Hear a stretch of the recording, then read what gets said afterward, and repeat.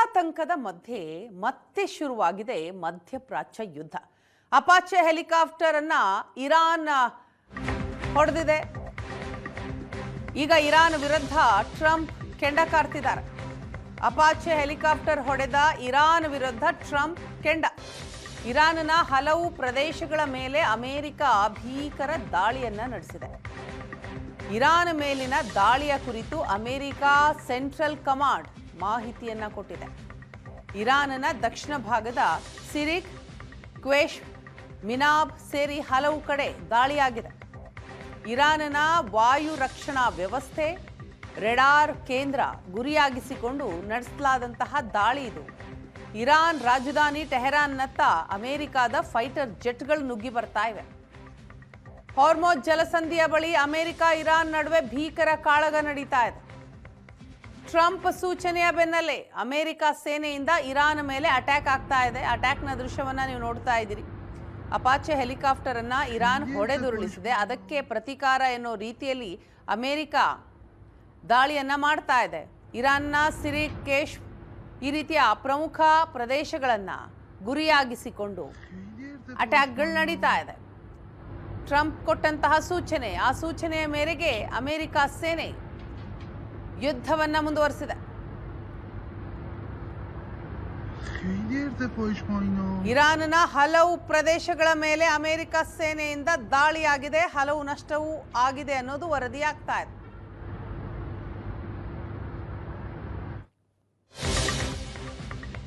ಹಾರ್ಮೋಜ್ ಜಲಸಂಧಿಯ ಬಳಿ America Iran ಕದನ ನಡೀತಾ ಇದೆ. ಅಮೆರಿಕ ದಾಳಿ ಮಾಡ್ತಾ ಇದ್ದಂತೆ ಹಾರ್ಮೋಜ್ ಜಲಸಂಧಿ ಬಂದ್. ಹಾರ್ಮೋಜ್ ಜಲಸಂಧಿ ಕಂಪ್ಲೀಟ್ ಬಂದ್ ಮಾಡಿದೆ ಇರಾನ್. ಹಾರ್ಮೋಜ್ ಬಂದ್ ಮಾಡುವಂತೆ ಇರಾನ್ ಮಿಲಿಟರಿ ಕಮಾಂಡರ್ ಆದೇಶ ಕೊಟ್ಟಿದ್ದಾರೆ. ತೈಲ, ವಾಣಿಜ್ಯ ಸೇರಿ ಎಲ್ಲಾ ರೀತಿಯ ಹಡಗುಗಳಿಗೆ ಹಾರ್ಮೋಜ್ನಿಂದ ಕಂಪ್ಲೀಟ್ ಆದಂತಹ ನಿರ್ಬಂಧ.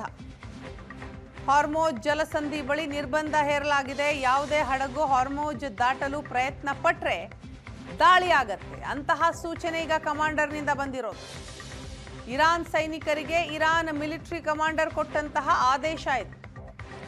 ಹಾರ್ಮೋಜ್ ಜಲಸಂಧಿಯ ಬಳಿ ಅಮೆರಿಕ ಇರಾನ್ ನಡುವೆ ಜಲಸಮರ ನಡೀತಾ ಇದೆ. ಹಾಗಾಗಿ ಹಾರ್ಮೋಜ್ ಸಂಪೂರ್ಣವಾಗಿ ಕ್ಲೋಸ್ ಆಗಿದೆ.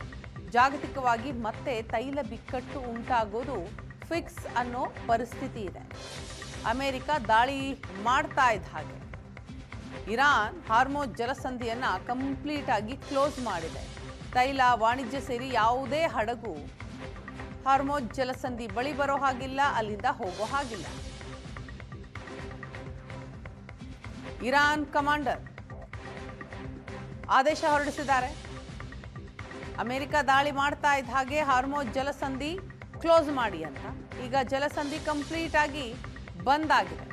ಯಾವುದೇ ಹಡಗುಗಳಿಗೆ ಅವಕಾಶ ಇಲ್ಲ, ನಿರ್ಬಂಧ ಹೇರಲಾಗಿದೆ. ಇರಾನ್ನ ಮಿಲಿಟರಿ ಕಮಾಂಡರ್ ಇರಾನ್ ಸೈನಿಕರಿಗೆ ಕೊಟ್ಟಂತಹ ಆದೇಶ ಇದೆ. ಈ ಬಗ್ಗೆ ಡೀಟೇಲ್ಸ್ ಕೊಡ್ತಾರೆ ನಮ್ಮ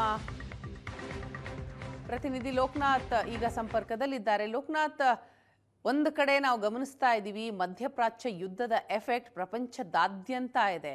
ತೈಲ ಬಿಕ್ಕಟ್ಟು ಸೃಷ್ಟಿಯಾಗಿದೆ, ಅದು ಈಗಲೂ ಮುಂದುವರೆದಿದೆ. ಆದರೆ ಇಂತಹ ಸಂದರ್ಭದಲ್ಲಿ ಮತ್ತೆ ಅಮೆರಿಕ ಇರಾನ್ ನಡುವೆ ಯುದ್ಧ ಶುರುವಾಗಿರೋದು ಏನಾಗ್ತಾ ಇದೆ? ಎಕ್ಸಾಕ್ಟ್ ಆಗಿ ನಡೀತಾ ಇರುವಂಥದ್ದೇನು?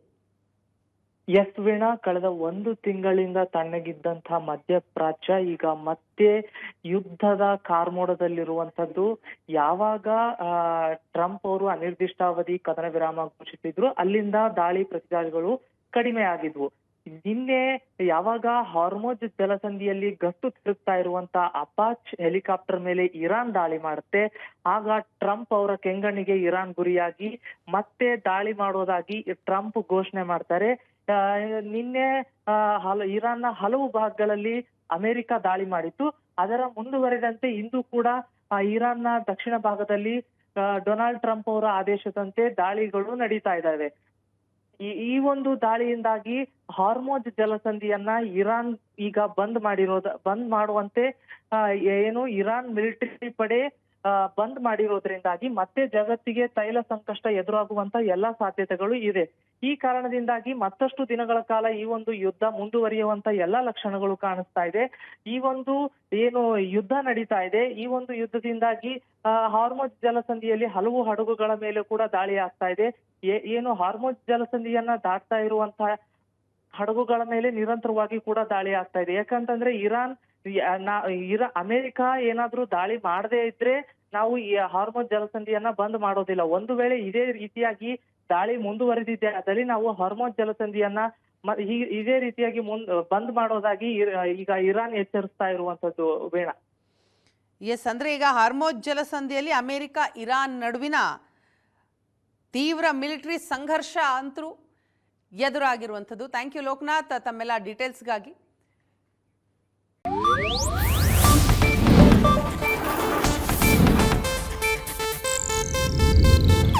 ಇದು ಏಷ್ಯಾನೆಟ್ ನ್ಯೂಸ್ ನೆಟ್ವರ್ಕ್ ಪ್ರಸ್ತುತಿ.